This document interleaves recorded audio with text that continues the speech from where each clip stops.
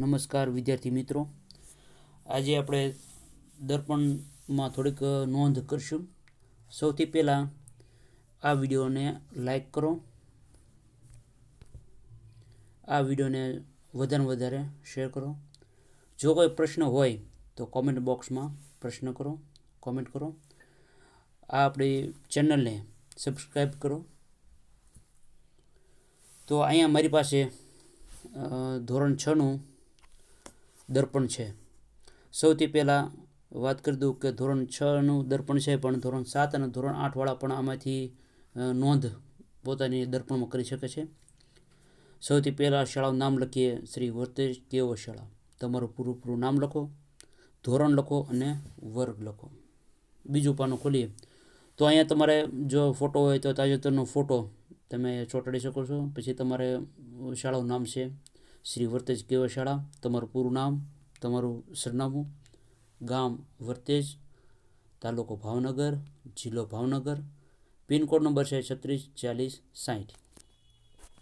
વાલીનો સંપર્ક નંબર, અહીંયા તમારા પપ્પાનો અથવા મમ્મીનો મોબાઈલ નંબર લખી શકો છો. હાજરીપત્રક નંબર, તમારા હાજરીપત્રકની અંદર જે ક્રમ હોય એ લખી શકો છો.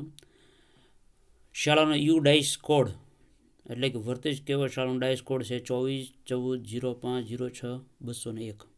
વિદ્યાર્થીઓનો GR નંબર હાજરીપત્રકમાંથી મળશે. વિદ્યાર્થીનો યુનિક ID નંબર છે પણ હાજરીપત્રકમાંથી મળશે. અહીંયા તમારે તમારું પોતાનું આધાર કાર્ડ નંબર છે તે લખવાનો છે. પછીનું પેજ લઈએ.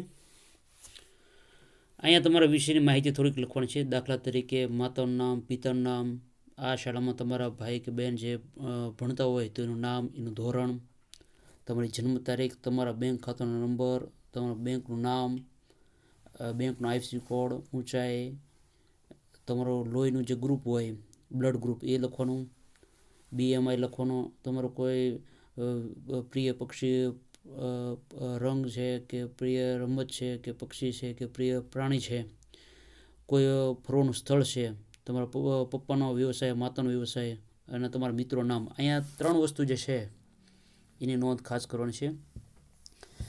રાષ્ટ્રીય રમત તો હોકી, રાષ્ટ્રીય પક્ષી તો મોર, રાષ્ટ્રીય પ્રાણી તો વાઘ આવશે. નેક્સ્ટ આપણે પેજ જોઈએ, પેજ નંબર 3માં વર્તમાન પદાધિકારી. અહીંયા જે વાત જે છે ખાસ કહી દઉં કે કોઈ ચૂંટણી દ્વારા ચૂંટાયેલા સભ્યો હોય તો 5 વર્ષ એમના પૂરા થતા હોય તો 5 વર્ષ પછી નવા અધિકારી આવતા હોય છે. કોઈ સરકારી કર્મચારી હોય તો એની બદલી થતી હોય છે. તો સતત આપણે દર્પણમાં અપડેટ થતા રહેવું પડશે.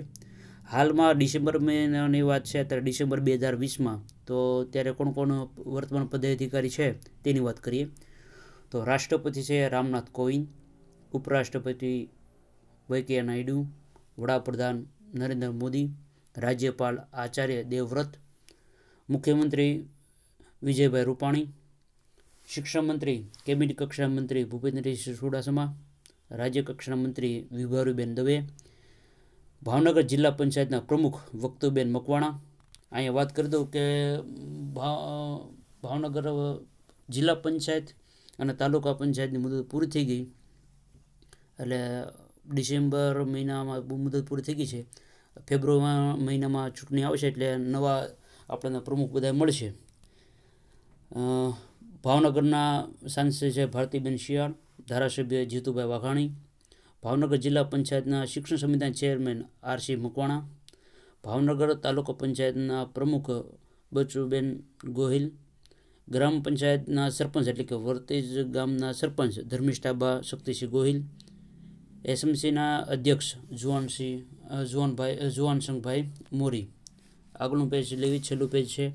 ભાવનગર કલેક્ટર છે ગૌરાંગ મકવાણા, ભાવનગર જિલ્લા વિકાસ અધિકારી વરુણકુમાર બર્નીવાલ, પ્રાચાર્ય જિલ્લા શિક્ષણ અને તાલીમ ભવન હિરેનભાઈ ભટ્ટ ઇન્ચાર્જમાં છે, ભાવનગર જિલ્લા પ્રાથમિક શિક્ષણ અધિકારી મિયાણી સાહેબ, ભાવનગર ગ્રામ્ય મામલતદાર દેસાઈ મેડમ છે, ભાવનગર તાલુકા વિકાસ અધિકારી PA મિશ્રા, ભાવનગર તાલુકા પ્રાથમિક શિક્ષણ અધિકારી મીતાબેન દુધરીજીયા, ભાવનગર તાલુકાના health officer doctor Sunil Patel અને ભાવનગર જિલ્લાના કમિશનર છે M.A. ગાંધી. આજે બાળકો એટલું રાખી અને સતત અપડેટ આપણે આપતા રહીશું.